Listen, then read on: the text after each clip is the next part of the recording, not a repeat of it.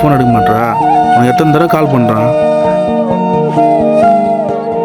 Phone பண்ணால் ஃபோனே எடுக்க மாட்டேறா.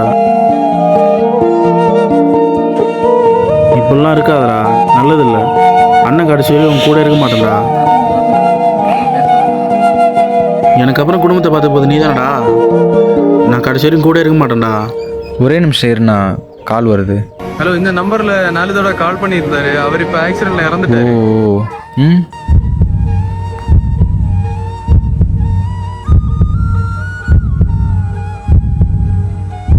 அண்ணன் கடைசி வரைக்கும் உன் கூட இருக்க மாட்டேன்டா.